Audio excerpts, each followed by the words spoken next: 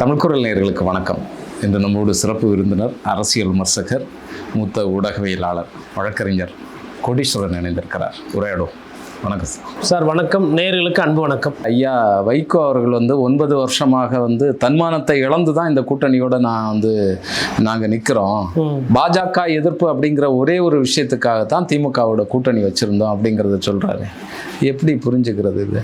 தன்மானமே இல்லாமல் 9 வருஷம் இருந்தேன்னு அவரே சொல்கிறாரு. அவர் வாங்கி சக்கரை தான் போடணும். ரொம்ப சந்தோஷம், ரொம்ப பெருமையாக இருக்குது. நீங்கள் பேசக்கூடிய அரசியல்லாம் முதிர்ச்சி பெற்ற ஒரு அரசியல்வாதி தன்மானம் இல்லாமல் இருந்தேன்றாரு. எவ்வளோ நாள்னா 9 வருஷமாக. கொலை பண்ணால் கூட ஜெயில் 7 வருஷம்தான். அது நித்யானந்தா கிட்ட தான் போனால், ஐயா 9 வருஷம் தன்மானம் இல்லாமல் இருந்தேன், என்ன ஐயா பண்ணுறதுன்னா அவர் எதனா ஞான வாக்கு சொல்லி அனுப்புவார். என் சீடராக இருக்கும் அந்த தகுதி உங்களுக்கு இல்லை ஐயா. தன்மானம் இல்லை என்றால் அது ஒரு வாழ்க்கையா? கிட்டத்தட்ட வேலை பார்த்துருக்கீங்க நீங்கள். அப்போ திமுகவுக்கு உங்களோட வாழ்க்கையை, உங்களோட சுயத்தை இழந்து நிற்கிறீங்க. நான் எப்படி உங்களுக்கு சொல்கிறதுன்னு சொல்லிட்டு அவரே ஏஞ்சி ஓடி போயிடுவார்.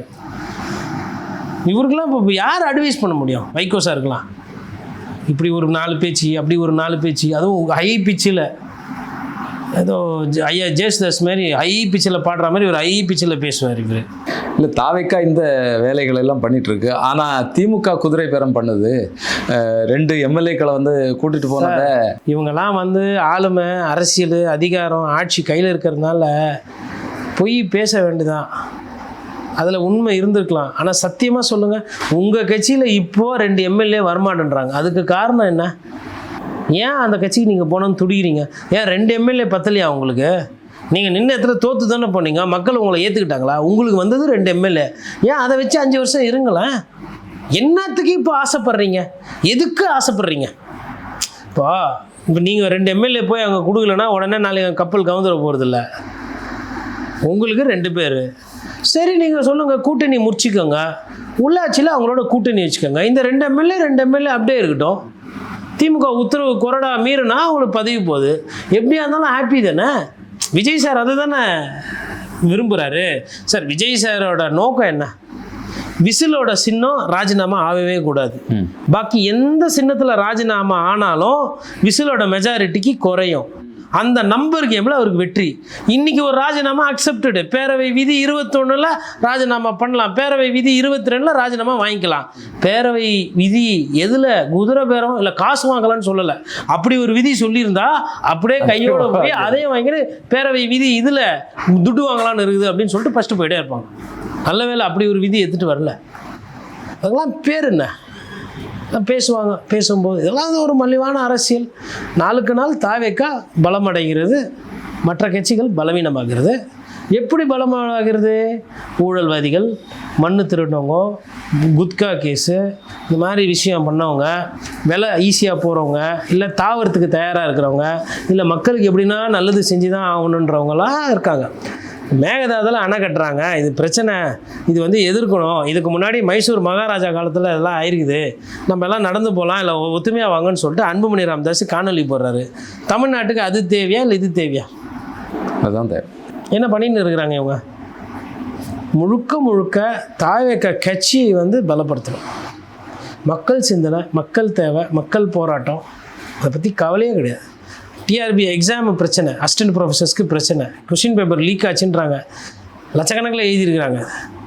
இதே மாதிரி டிஆர்பியில் நிறைய பேர் லட்சக்கணக்கில் எழுதிட்டு வேலை கிடைக்குமோ கிடைக்காதோ, அதே மாதிரி கவர்மெண்ட்டு வேலை கிடைக்குமோ கிடைக்காதோ, என்ன நடக்கும் அடுத்து எதுவுமே தெரியாமல் எவ்வளோ பிரச்சனைகள் இருக்குது. காலையிலேயே இந்த கட்சியிலேருந்து தூக்குறது, சாயந்தரம் பார்த்தா அந்த கட்சி கூட்டணிக்கு எக்ஸ்ட்ரா முட்டு கொடுக்குறது, இல்லை ஒரு வாரம் கழிச்சு பார்த்தா ஒரு எம்எல்ஏ இங்கேருந்து அங்கே ஓடி போயிரு. என்ன இது வாரம் இதேவா? ஒரு கட்சியிலேருந்து ஜெயிச்சுட்டு அந்த கட்சியில் ராஜினாமா பண்ணிட்டு ஓடுறாரு. இப்போ ஒருத்தர் நான் ஒரு இப்போ ஆராசா பேசினப்போ ஆபாசமாக இருக்குது, கொச்சையாக இருக்குது, அப்படியெல்லாம் பேசவே கூடாது, திமுக தோல்விக்கு இந்த மாதிரி வாய் தான் காரணம் தான் நான் கூட பேசியிருக்கிறேன். இது மாதிரி பண்ணால் இப்போது எடப்பாடி பழனிசாமி நாளைக்கு பேசலாம்ல கோவத்தில். ஆமாம். என்ன எப்படி நியாயப்படுத்திங்க? சிவி சண்முகம் போயிடுவார். நான் என்ன ஒன்று தான் வைக்கிறேன்னா, மொத்தமாக எத்தனை பேர் வேணுமோ எடுத்துக்கோங்க. அதுக்கப்புறம் எடப்பாடி பழனிசாமி டெல்லிக்கு போய், நீங்களாம் எதுக்கு ஒரு மத்திய அரசாக உட்காந்துருக்குற, உங்களுக்குலாம் எதுக்கு ஒரு அமலாக்கத்துறை, உங்களுக்குலாம் எதுக்கு ஒரு சிபிஐ அப்படின்னு யாரும், அதாவது இந்த கேவலங்களை நல்ல கேவலமான கேள்விகள் கேட்க மேபி நாடு புனிதப்படணும் படட்டோன்ற அமைதியாக உட்காந்துட்டு இருக்கு சார் டெல்லி. இவரும் பிஜேபி பற்றி எடுத்து பேசுறது, அவங்களும் எதுவும் பேசுறதில்ல. அப்போ இவ்வளோ நாள் சும்மா இந்த மதவாதம் மண்ணாங்கட்டிவாதம் இதெல்லாம் சும்மா தமாசா. அடிப்படையில் எல்லாம் வியாபாரம் தானே பண்ணுறீங்க. புதுசாக ஒருத்தர் வியாபாரம் நல்லா பண்ணுறாருன்னா, தம்பி நீ பண்ணுப்பா, நல்லா பண்ணுப்பா, உனக்கு என்னப்பா மேலே சப்போர்ட்டு சைடில் சப்போர்ட்டு. கவர்னர் வந்து இந்த எம்எல்ஏக்கு ஒத்துக்கல, உடனே கூப்பிட்டுருக்கணும் அப்படியே ஆத்துனீங்களே. இப்போ எங்கே போனார் கவர்னர்? அதெல்லாம் கேள்வி கேட்கலாம்ல. அப்பா என்னப்பா நடக்குது, சம்மன் பண்ணலாம்ல. கூப்பிட்டு சீஃப் செக்ரட்டரி யாரோ, வாட் இஸ் திஸ், என்ன இது, இனிமேல்லாம் ராஜினாமா வந்தாலாம் வந்து சார் கேட்கலாம் சார், கவர்னர் ஒன்றும் தப்பு கிடையாது. கேட்குறதுக்கு முறை இருக்குது. தாராளமாக என்கொயரி பண்ணி ரிப்போர்ட் அனுப்பலாம். எனக்கு இந்த மாநிலத்தில் குதிரை வேற அரசியல் நடக்கிறதா சந்தேகம் இருக்கிறது, இதில் கருப்பு பணம் லாட்ரி பணம் அது மாதிரிலாம் வந்து சந்தேகமாக வர மாதிரி எனக்கு தரவுகள் வருது. இதை ஒரு கவர்னராக நான் அனுமதிக்க முடியாது. மக்கள் முடிவு பண்ணிட்டோம். இல்லை மொத்தமாக கலைச்சிட்டு மேபி இதெல்லாம் பிளானாக தெரியல, இப்படி பண்ணி மொத்தமாக திருப்பி கலைச்சிட்டு மறுபடியும் போய் அழுது ஊரெல்லாம் ஒப்பாரி வச்சு குழந்தைங்க திருப்பி இப்போ முன்னாடி வந்து குட்டீஸ்ன்னோம், இப்போ வயிற்றில் இருக்கிற குழந்தைங்க கூட பேசலான்னு டெக்னாலஜிலாம் வந்துச்சான். இல்லை பிறந்த குழந்தை 2 வயசு 3 வயசு குழந்தை கூட அப்பா அம்மா விஜயண்ணா அப்படின்னு வச்சுக்கோங்களேன். ஐயோ என் குழந்தை பாருங்களேன், எடுத்த உடனே விஜயண்ணா சொல்லிச்சு. நாங்கள் வந்து மக்களே எங்கள் குழந்தை பாப்பா அம்மா கூட கொஞ்சம் கஷ்டப்பட்டு சொன்னா விஜயண்ணா உடனே சொல்லிட்டா, அதனால எங்க குடும்பமே வந்து நாங்க விஜயண்ணாவுக்கு ஓட்டு போட்டுட்டோம். நீங்களும் ஓட்டு போட்டுருங்க, லைக் பண்ணிடுங்க, தவறாம ஃபேன்ஸ் ஓட்டு போட்டுருங்க. அப்புறம் என்னமா வேர்க்குது, அது கரண்ட் இல்ல, விஜயண்ணா ஜெயிச்சா போதும், கரண்ட் இல்லைன்னா என்ன அப்படின்னு ஒரு இன்ஸ்டா ஒன்று போட்டு போயிட்டே இருக்க வேண்டியதான். சார் மூளை செலவை நடந்து கொண்டு இருக்கிறது. சைக்காட்ரிஸ்ட்டு சைக்காலஜிஸ்ட்டு குழந்தைகளுக்கு பாடம் எடுக்கிற ஆசிரியர்கள் கல்லூரி பேராசிரியர்கள்லாம் திக்குமுக்காடி போயிருக்கிறாங்க. எப்படி இந்த மாணவ சமுதாயத்தை அடுத்த சமுதாயத்தை எப்படி மீட்டெடுக்கிறதுன்னு தெரில. திமுக ஊழல் கட்சி தான், அதிமுக ஊழல் கட்சி தான், தோக்கட்டும், அதை பற்றி எனக்கு எந்த விதமான பிரச்சனையும் கிடையாது. ஆனால் மூளை செலவெல்லாம் யாரும் பண்ணி ஓட்டு கேட்கல சார். அவங்க ஏமாற்றி ஓட்டு கேட்டாங்க, பொய் பேசி ஓட்டு கேட்டாங்க, லஞ்ச லாவணத்தையே 1000 ரூபா 2000 ரூபா கொடுத்து ஜனங்க கிட்ட பயப்படுற மாதிரி நடிச்சு ஓட்டு கேட்டாங்க. ஆனால் ஜனங்களையே மூல செலவு பண்ணி ஜெயிச்ச ஒரே கில்லாடி கட்சி யாரான்னா தாவேகா தான் சார். ஒரு இடத்துக்கு போல இவங்க போய் போஸ்டர் ஓட்டுறது, மஞ்சள் நீராட்டு விழாக்கு போய் வணக்கணே அப்படின்றது, அப்புறம் புப்புனித விழா, அப்புறம் புதுமணி புகு விழா, அப்புறம் இறப்பு இருக்கும், வீட்டில் போய் மாலை போனால் சுடுகாடு வரல மாலையை தூக்கின்னு போடுறது, எவ்வளோ பண்ணியிருக்கிறாங்க. அதாவது மிரட்டி காசு வாங்குறது, திருடுறது, உருட்டுறது, இதுக்கு நடுவில் சர்வீஸுன்ற பேரில் இதுவும் பண்ணியிருக்கிறாங்க. இனிமேல் அதெல்லாம் வேணாம். உங்களுக்கு தேவை வந்து ஒரு தொகுதியில் ஒரு 200 பேர் இன்ஸ்டாவில் எதையோ ஒன்று போட்டு அவங்கள நம்ப வைக்கணும். நம்ப வச்சுட்டு அதையே டெய்லி போட்டுங்கன்னா அது அப்புறம் பழக்கம் ஆகிடும். அவர் நல்லவர். என்னப்பா போன வாரம் கூட அந்த ஸ்கூல் பில்டிங் பக்கத்தில் இருந்த ஒரு கிரவுண்டை வந்து ஆக்கிரமிப்பு பண்ணி அவர் பண்ணினாராம். நல்லவருங்க, அவர் தப்பாக பேசுகிறாங்க, இப்படி பேச ஆரம்பிச்சிடும். அதனால் அரசியல் அப்படி தான் போகுது.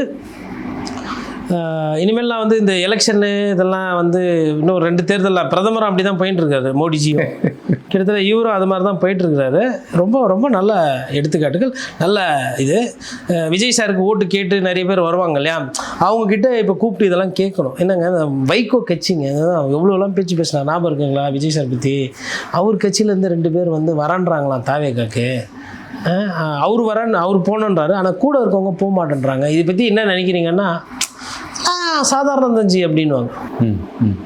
அப்போ ஆராசாவை தான் கூப்பிட்டு விடணும். சாதாரணமான எப்பா என்னப்பா இந்த குழந்தைக்கும் அந்த பிள்ளைக்கும் திருமணம், நீங்கள் அப்புறம் திருமணம்லாம் ஆச்சு, அப்புறம் பார்த்தா இது வந்து அங்கேருந்து அங்கே போகுதுன்னு அவர் பாஷையில் பேசுவார் ஆபாசமாக. அப்போ நிறைய ஐயா சிவாஜி கிருஷ்ணமூர்த்தி போன்ற சொற்பொழிவாளர்கள்லாம் உருவாக்கி விடுறது யார்? இதெல்லாம் மக்கள் பிரச்சனை. இப்போ பாருங்கள், நம்ம பேசினதில் கரண்ட் பில்லு, தண்ணி பிரச்சனை, சொத்து வரி, வேலை வாய்ப்பு, எக்ஸாம் வந்து ரிசல்ட் லீக் ஆனது, அதுக்கப்புறமா இதெல்லாம் பேச முடியல. என்ன அரசியல் இது? அப்புறம் நேற்று வந்து அரசகுமார் சொல்லிட்டு ஒருத்தர் வந்து பணம் வாங்கினார் கொண்டார். அது 100 கோடிக்கு மேலெல்லாம் வாங்கியிருக்கிறதா சொன்னாங்க. கட்சியில் ஐயா பாக்யராஜ் சேர்த்து அந்த செய்தி பெருசாக வராமல் போயிடுச்சு. இதுவும் ட்ரை பண்ணுறாங்க, என்னென்ன பண்ண முடியும், ஏது இது. இப்போ ஊழலை தாண்டி மற்ற விஷயங்களை தாண்டி இந்த மாதிரி விஷயங்கள் தான் தொல் திருமாவளவன் அவர்கள் வந்து ஆர்எஸ்எஸ்னுடைய பேரன் அப்படின்னு தான் விஜய் அவர்களை வந்து சொன்னார். கூட்டணியில் சேர்ந்த பிறகு வந்து நான் நம்புகிறேன் பாஜகவை வந்து அவர் வலிமையாக எதிர்க்கிறார் அப்படின்னு சொல்லி சொன்னார். இப்போ நேற்று அவர்களுடைய ஒரு பொதுக்கூட்டத்தில் பேசும்போது பெரியார் அரசியல் வந்து இங்கே மிகப்பெரிய ஒரு சிக்கலுக்குள்ளாகியிருக்கோ அப்படிங்கிற ஒரு அச்சம் ஏற்படுது.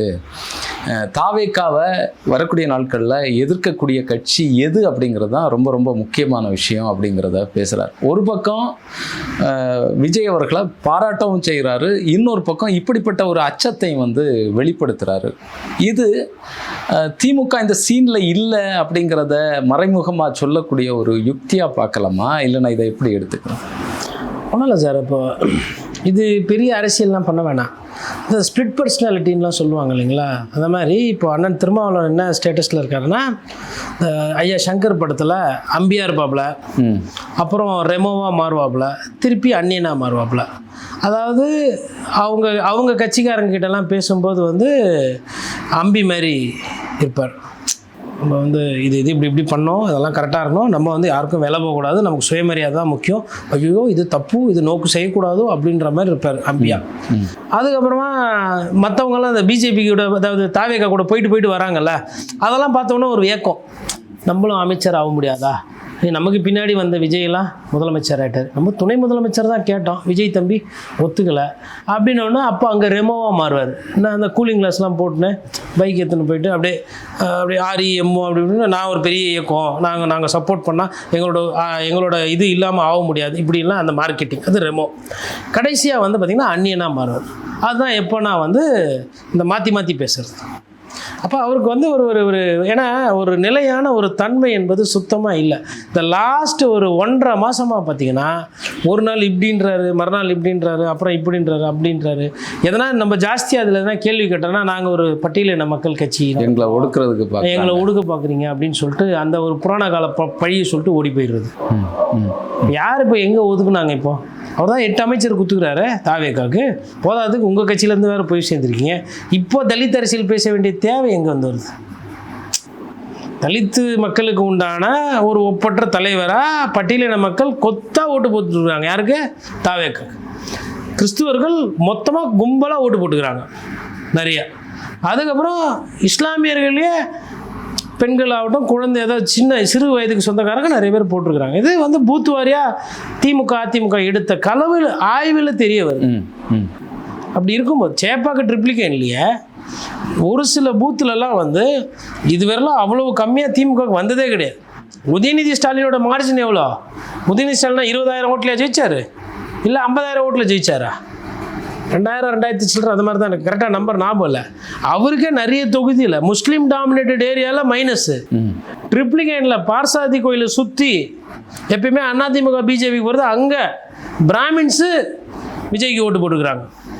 ஆனால் பொங்கலுக்கு பரிசு எல்லாம் டோக்கன் எடுத்துகிட்டு போயிட்டு மாமா சேமமாக இருக்கலாம், மாமி நன்னா இருக்கல, துணை முதல்வர் தொகுதியிலேருந்து அலுவலகத்துலேருந்து கொடுத்தாங்க, நீங்கள்லாம் கஷ்டப்படாதீங்க, நீங்கள்லாம் நல்லா இருக்கணும். உண்மையாக சொன்ன தொகுதி அவ்வளோ நல்லா பார்த்துக்கிட்டாப்புல.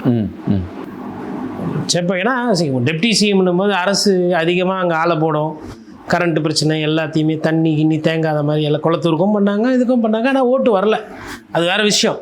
அப்போ அந்தளவுக்கு உங்கள் கட்சிக்காரங்க அவ்வளோ நல்ல பேர் சம்பாரிச்சிருக்காங்கன்னு தான் அர்த்தம். விஜய் சார் வந்து ஒரே தேர்தலில் கவர்ச்சினால ஜெயிச்சிட்டாருன்னு கிடையாது. கவர்ச்சி பாதி, மீதி பாதி நம்மளோட கெட்ட பேர் பாதி. ஆனால் திருமா அவர்கள் சொல்லும்போது இது நேபாளத்தில் நடந்த அதுதான் இந்த கெட்ட பேர் சொன்ன இல்லைங்களா, இது திருமாக்கும் வரும், வந்துக்கிட்டு இருக்குது. அதை தான் அங்கே முடிக்கிறதுக்கு போனேன். நீங்கள் அவர் சொல்கிறது இது ஒரேடியாக வந்துடுறது இல்லை. 50 வருஷமாக திமுக மீது ஒரு வெறுப்பு வந்து இங்கே வந்து எல்லா கட்சிகளும் சாட்டிட்டு இருக்காங்க, குற்றம் சாட்டிட்டு இருக்கிறாங்க. தாவேக்காவுக்கு கிடைச்சிருக்கக்கூடிய வெற்றி இலங்கையில் கிடைச்ச மாதிரி நேபாளத்தில் கிடைச்ச மாதிரியான ஒரு புரட்சி அப்படிங்கிற மாதிரி மீன் பண்ணுறாரு. அதை இதை எப்படி எடுத்துக்க? இல்லை, நேபாளத்துலலாம் இன்ஸ்டா வைரல் இதெல்லாம் போடலாங்க. அந்த ஊரில் ப்ராப்பர் அரசியல் பண்ணாங்க. இந்த ஊரில் அவர் என்ன ஸ்ரீலங்காவில் வந்து நான் வீடியோ இல்லாமல் போட்டு அவங்கெல்லாம் அங்கே ஸ்ரீலங்காலாம் வந்து சுதந்திரம்னா என்னன்னு தெரியும், வாக்குரிமைனா என்னன்னு தெரியும். ஒரு ஓட்டருடைய முக்கியத்துவம் தெரியும். நேபாளிலையும் இலங்கையிலையும் அங்கே வந்து அந்த புரட்சியோட இதெல்லாம் ஒப்பிடாதீங்க. இதில் பாதி கவர்ச்சி அடங்கியிருக்கு, மீதி பாதி இன்னைக்கு பெருமை பேசுகிறாரு. இவருமே காரணம். இவர் வேங்கை வயலில் என்ன பேசினாரு? இவர் கூட இருக்கிறவங்க எல்லாம் கரெக்டாக இருக்கிறாங்களா? யாரும் கட்ட பஞ்சாயத்து கேஸ் எல்லாம் இவங்க மேலே இல்லையா? கூட இருந்து நீங்களும் திமுக கூட இருந்து எல்லா கலாட்டாவும் பண்ணிட்டு எல்லா தப்பையும் பண்ணிட்டு இன்னைக்கு திமுக வண்டி சிங்கிள் அவுட் பண்ணி விட்டு ஓடி வரீங்க வெளில. இது என்ன வேலை? காங்கிரஸ்க்கு ரொம்ப நல்ல பேராங்க தமிழ்நாட்டில். அப்படியே பேர் இயக்கமா ஐயா காமராஜர் விட்டு போன மாதிரியா நடந்துக்கிறாங்க காங்கிரஸ்காரங்க இன்னைக்கு இருக்கவங்க. நீங்கள் தானே கூட இருந்து கெட்ட பேரை வாங்கி கொடுத்தீங்க. இன்னைக்கு விட்டுட்டு போயிட்டு எல்லாத்துக்கும் திமுக தான் காரணம்னா இவ்வளோ நாள் நீங்களும் ஒன்றா தானே இருந்தீங்க. நீங்களும் இப்போ படத்துலலாம் காட்டுவாங்க, அப்பா அவரும் பழைய கேஸுக்காரப்பா, இந்த கேஸில் கூட இருந்தார், அதுக்கப்புறம் வேறு தனியாக அவர் பண்ணியிருப்பார், அதனால் அவர் கேஸுக்கார் இல்லைன்னு போயிடுவாங்களா? ஆனால் கம்யூனிஸ்டுகள் சிபிஐ வீரபாண்டியன் அவர்கள் வந்து நாங்கள் அதிகாரத்தில் பங்கெடுக்கலை, அதனால் அவர்களுடைய குற்றச்சாட்டுகளில் நாங்கள் பங்கு கொள்ள முடியாது அப்படின்னு. இல்லை அதாவது சிபிஐ சிபிஎம் இவங்க அளவுக்கு மோசமான அரசியல் கட்சிகளோ இல்லை அரசியல்வாதிகளோ கிடையாது. அவங்க பெருமைக்கு பெனாயில் குடிக்கிறதுன்னுவாங்க. சொல்லிட்டோம், என்ன பண்ணுறது? அசிங்கமாக இருக்கும்ல. இப்போது உடனே கூட்டணி விட்டு வெளியில் வருது, அதில் உடன்பாடும் இல்லை. திருமாவுக்கு அமைச்சரவை பதவி கிடச்சிருக்கு, வன்னியரசுக்கு காதல் மீது நம்ம கூட பழகிறாரு, அவங்க கட்சியில் 2 பேர் இருக்கிறாங்க, என்ன பண்ணுறது அப்படின்னு தடுமாற்றம் தான். அவங்க வேணால் போய் சொல்லிட்டு தெரியலாம், விஜய் வந்து நேர்மையாக அரசியல் பண்ணுறாரு, நியாயமாக பண்ணுறாருன்னு அவங்க வந்து உண்மைக்கு புறம்பாக பேசலாம், வார்த்தை தானே. பட் ஆனால் அவங்களோட கண்ணியம் இப்படி தானே குறையுது. நீங்கள்லாம் ஏன் தேஞ்சு போகிறீங்க? உங்களால் ஏன் வந்து ஒரு ஒரு நல்ல கொள்கை அருமையாக இருக்குது, இளைஞர்கள் வசீகரம் வரமாட்டேறான், ஏன்னா உங்களோட நிலைப்பாடு அப்படி இருக்குது. நீட்டு தேர்வு எதிர்ப்புன்றதை அவ்வளோ பேச்சு பேசினார் விஜய் சார். அனிதா என் தங்கச்சி, அது இது என் குழந்தைங்க நான் விட மாட்டேன், இதோ உங்கள் அண்ணன் வந்துட்டான், உங்கள் வீட்டு புள்ள உங்கள் விஜய் வந்துட்டேன்னு சொல்லிட்டு நீட் தேர்வு எடுத்து போராட்டம் பண்ணுற மாணவனை கையை போலீஸ் முறைக்கு உடைக்குதே, ஃப்ராக்சர் ஆகுது, சுழுக்காகுது, யார் கொடுப்பா? நான் கேட்குறேன், உங்களுக்கெல்லாம் உணர்வு தான் இல்லை, போயிடுச்சு, வேறு விஷயம். நீட் தேர்வு இப்போ நான்லாம் பத்திரிக்கையாளராக 3 ஆட்சி பார்க்குறேன். இப்போது அதிமுக ஆட்சி, திமுக ஆட்சி, தாவேக்கா ஆட்சி, 3 ஆட்சியிலையும் என் நிலைப்பாடு நீட் தேர்வு எதிர்ப்பு. இப்போ உண்மையிலே நான் உண்மையாக சூடு சுரணையோடு இருக்கிறேன்னா, இல்லை இதில் காவல்துறையை வச்சு கையை மாற்றி மாற்றி முறுகிறவங்க ஒழுங்காக இருக்கிறாங்களா? சார் பத்திரிகையாளர்ன்ற பிறகு நான் வந்து போய் என் குடும்பத்தில் யாரும் டாக்டர் ஆகிறவங்களுக்கெல்லாம் அவ்வளோலாம் கிடையாது. இல்லை எனக்காக நான் போய் இப்போ திருப்பி எழுத போகிறது இல்லை.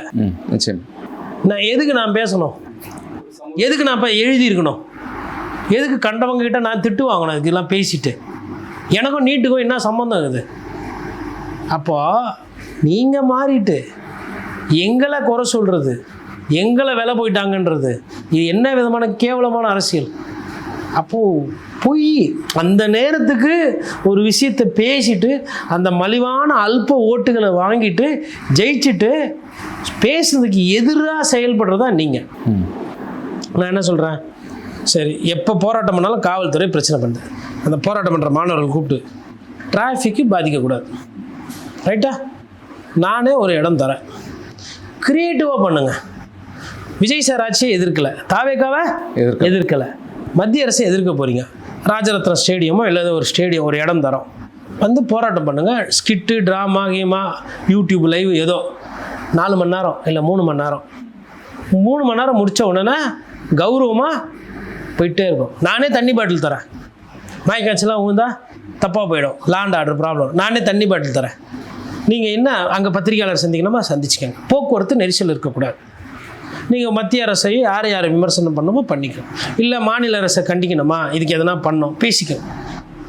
வாங்க சார், ஒரு நீட் தேர்வு ரத்துக்கு கூட மாணவர்கள் வந்து கோரிக்கை வைக்கல, ஒரு தேர்வு ஒழுங்காக நடத்த முடியல, துப்பு இல்லாமல் நடக்குது, ஒவ்வொரு வாட்டியும் பேப்பர் லீக் ஆகுது, காசு போகுது, விலை போகுது.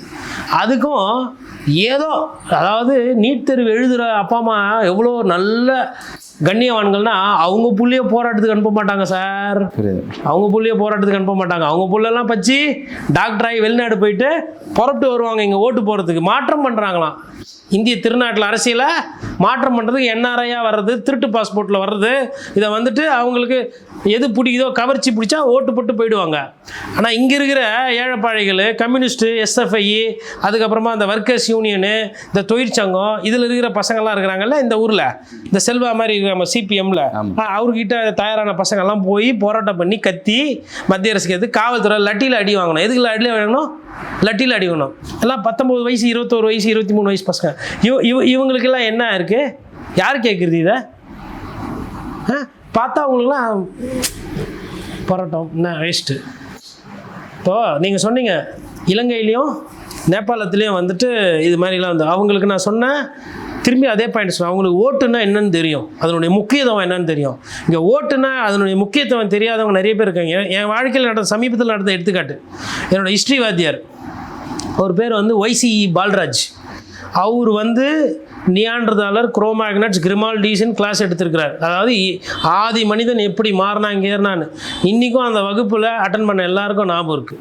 அவரை நாங்கள்லாம் கிண்டல் பண்ணுவோம், சும்மா பாகவதர் சொல்லுவோம். என்னென்னா சம்டைம்ஸ் ஹிஸ்ட்ரியில் ரொம்ப போய் கிளாஸ் எடுக்க தூக்கம் வந்துடும். மதியம் லஞ்ச் டைமுக்கு மேலே தூங்கிடுவோம். பாதி நேரத்தில் அட்டென்ட்டாக இருப்போம், பாதி நேரத்தில் தூங்கிடுவோம். இவர் முடியெல்லாம் நல்லா லாங்காக வச்சுருப்பார், நல்லா ஆள் வாட்ஸாட்டமாக இருப்பார் ஐயா. நான் என்ன பண்ணுவார், முடியை தலையை பூச்சி ஆட்டி, அவர் முடியும் தலையை பூச்சி ஆட்டுவார். அது வந்து அவரை பிடிக்கும். அவர் இப்போ சமீபத்தில் இறந்துட்டார். எல்லாரும் போய் அங்கே அழுவாத மாணவனே இல்லை. நான் வந்து வெளியூர் போனதுனால என்னால் போக முடியல. அப்போது அவர் என்கிட்ட கடைசியாக அவர் இறந்துருவார் நான் நினைக்கல. கேன்சரில் அடிபட்டு இன்னும் கொஞ்ச நாள் இருப்பாருன்னு தான் மருத்துவர் சொல்கிறாங்க. ஆனால் நோய் தாக்கம் சீக்கிரம்ன்ட்டு சொன்னார், கோட்டி எனக்கு வந்து இந்த தேர்தலில் போய் நான் ஓட்டு போட முடியாதுன்னு நினைக்கிறேன். எனக்கு யாருன்னா அதிகாரிங்க யாருன்னா தெரிஞ்சா, நீ ஒரு பத்திரிக்காரன், உனக்கு கார்பரேஷன் யாருன்னா அதிகாரி தெரிஞ்சா, எங்கே அந்த வயசானவங்கெல்லாம் ஓட்டு போடுவாங்க இல்லையா, அதேமாதிரி இந்த எஸ்ஐஆர்லாம் சொல்கிறாங்க, என் பேர் நீக்கிட்டாங்களா இல்லையா எனக்கு தெரியல, அவங்க வீட்டம்மாவும் உடம்பு சரியில்லாமல் இருக்காங்க. அப்போது அதாவது ஓட்டினுடைய வேல்யூ வாழ்க்கையில் நம்ம இறக்க போகிறோன்றது அவருக்கு தெரிஞ்சு போச்சு. எத்தனை நாளுன்றது தெரியல. என்னோடய வாத்தியார் என் உயிரோடு இருக்கும்போது எனக்கு படிப்பு அறிவு கொடுத்தாரு, இறந்து போயும் எனக்கு அறிவு கொடுத்துட்டு போனார். அன்னைக்கு பால்ராஜ் சார் செத்துட்டாரு அப்படின்னு கேள்விப்பட்டவொடனே எனக்கு தெரியாமல் கண்ணிலேருந்து அப்படி வருது. என்னன்னா அந்த ஓட்டு போடணும் அப்படின்ற அந்த ஒரு இது இருந்தது பாருங்க அவருக்குள்ள. இது சாப்பிடணும், அது சாப்பிடணும், சொத்துவம் கடைசி. அப்போது அந்த பால்ராஜ் சாருக்கு ஓட்டுனுடைய வேல்யூ தெரிஞ்சிருக்குல்ல. இது இப்போ இருக்கிறவங்களுக்கு இது எப்படி புரிய வைக்கிறது? இப்போ இவங்கெல்லாம் சொல்லிட்டு திரிகிறாங்க, இலங்கையில் நடந்தது புரட்சி, அங்கே நடந்தது புரட்சி.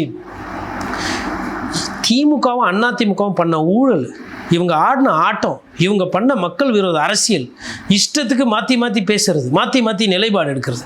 இவங்களும் ஒரு காலத்தில் வந்துட்டு மோசமான அரசியல் பண்ணாங்க. காவல்துறை கட்டவிழ்த்து விடப்பட்டது. மக்களுக்கு போர் அடிச்சு போச்சு, மக்களுக்கு ஒரு வெறுப்பு இருந்து, அதனால் மாற்றி போட்டாங்க பாதி பேர். மீதி பாதி பேர் கவர்ச்சி தான். இதை எப்படி புரட்சின்னு நீங்கள் சொல்லுவீங்க? உங்களுக்கு பிடிக்குது, உங்களுக்கு இனிக்குதுன்றதுனால இது புரட்சியா? அப்போ பால்ராஜ் சார் மாஸ்டருக்கு சுதந்திர போராட்டத்தை பற்றி, ஃப்ரீடம் பற்றி எடுத்தவர், இண்டிபெண்டன்ஸை பற்றி எடுத்தவர், காந்தியை பற்றி எங்களுக்கு வகுப்பு எடுத்தவர், காமராஜரை பற்றி எங்களுக்கு சொல்லிக் கொடுத்தவர்.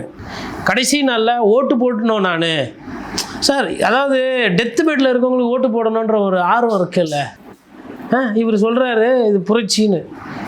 ஃப்ரெண்ட்ஸ், என் குழந்தை சொல்லிச்சு ஃப்ரெண்ட்ஸ், என் மச்சிஞ்சி சொல்லிச்சு ஃப்ரெண்ட்ஸ், அப்படி ஓட்டு போகிறவங்களுக்கும் எங்கள் ஐயா மரணப்படுக்கையில் இருக்கும்போது ஓட்டு போடணுன்னு சொல்லிட்டு போனார். எப்படி?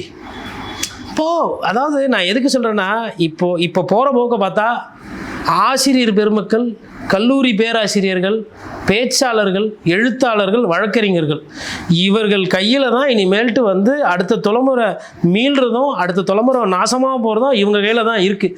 இனிமேல்ட்டுலாம் அரசியல் கட்சிகளெல்லாம் நம்பி எந்த புண்ணியமும் இல்லைன்ற மாதிரி என்னோட பார்வை. தொடர்ந்து பேசுவோம் சார். உணர்ச்சி வசப்பட்டுட்டீங்க. உங்களுடைய நேரத்திற்கும் கருத்திற்கும் நன்றி.